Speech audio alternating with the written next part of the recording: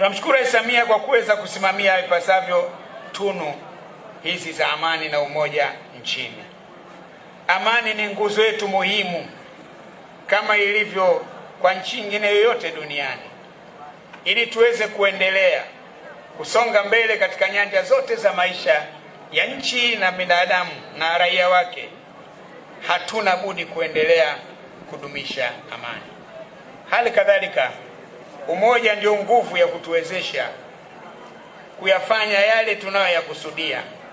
Umoja wetu ndio mafanikio yetu na umoja wetu ndio ushindi wetu.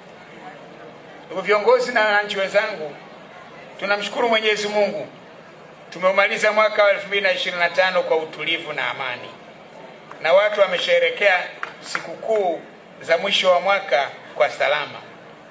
Na sasa tunapoanza mwaka mpya, tuendelee kumwomba Mwenyezi Mungu atujalie changamoto za 2025 zisijirudie tena.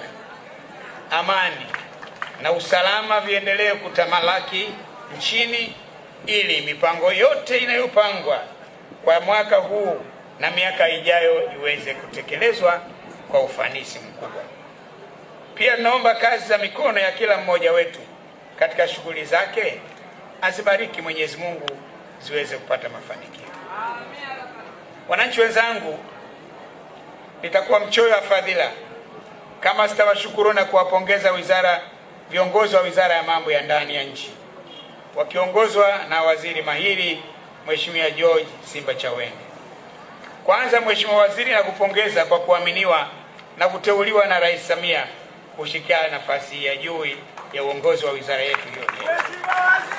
Pili, nakupongeza kwa kazi nzuri unayoendelea kufanya katika kusimamia na kuhakikisha utekelezaji wa majukumu ya wizara, idara na taasisi mbalimbali zilizoko chini ya wizara hiyo. Serikali ya awamu ya 6 ya Jamhuri ya Muungano wa Tanzania inayoongozwa na Dr. Samia Suluhu Hassan imedhamiria kuhakikisha watumishi wa umma wanaishi katika makazi bora, jambo ambalo litawahamasisha kutekeleza majukumu yao kwa ufanisi zaidi. Ujenzi wa ofisi na nyumba za watumishi ni ishara ya serikali kujali na kuheshimu mchango wa watumishi wa umma, na ni hatua muhimu katika kukuza ustawi wao na familia zao.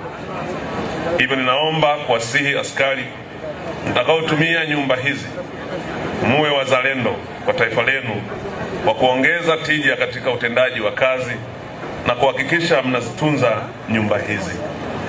Mheshimiwa mgeni rasmi, kwa kifupi, mradi huu wa ofisi na nyumba ya makazi ya askari na maafisa wa idara ya uhamiaji umelenga kuboresha mazingira ya utoaji wa huduma za uhamiaji kwa wananchi wa wilaya hii.